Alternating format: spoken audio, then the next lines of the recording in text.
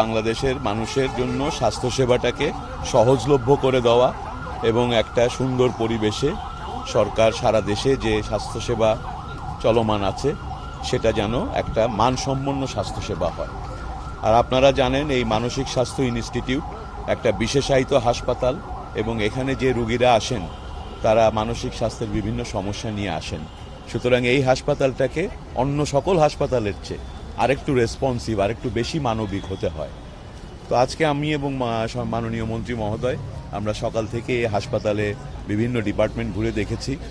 আমরা indoor outdoor সব জায়গাতেই সশরীরে গিয়ে সেখানে ডাক্তারদের সঙ্গে আলোচনা করেছি।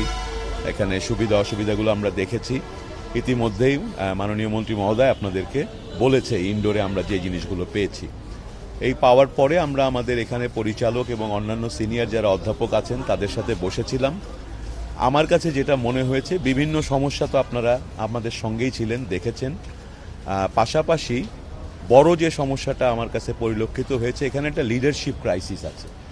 একটা ইনস্টিটিউট, দেশের সর্বোচ্চ প্রতিষ্ঠান মানসিক স্বাস্থ্য সেবা দেওয়ার জন্য, সেই হাসপাতালের যারা লিডারশিপ দেবেন এবং ক্লিনিক্যাল গভর্নেন্স বলেন, ক্লিনিক্যাল সার্ভিস বলেন, যে রুগীর মান কেমন হবে চিকিৎসার থেকে শুরু করে প্রশাসনিক যে দক্ষতা এবং করিতকর্মা হওয়া দরকার, সেই ধরনের নেতৃত্বের এখানে আমরা একটা সংকট দেখতে পাচ্ছি। যেই কারণে যদিও ডাক্তাররা এবং অন্যান্য স্বাস্থ্যকর্মীরা বিভিন্ন ধরনের চ্যালেঞ্জের মুখে, আপনারা দেখেছেন রুগীরও কিন্তু এখানে কমতি নাই। সকাল 8টা থেকে আমরা দেখতে পাচ্ছি রুগীরা আছেন, আউটডোরে তাদেরকে দেখা হচ্ছে। আমরা ওষুধের ওখানে গিয়েছি, তারা সেখান থেকে ওষুধও পাচ্ছেন।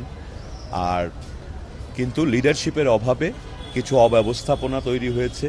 আমরা উপরতলায় দেখেছি রুগীদের ইনডোরে ব্যবস্থাটা গ্রহণযোগ্য পর্যায়ে নাই। সেটার ব্যাপারে আমরা দ্রুত ব্যবস্থা গ্রহণ করতে বলেছি।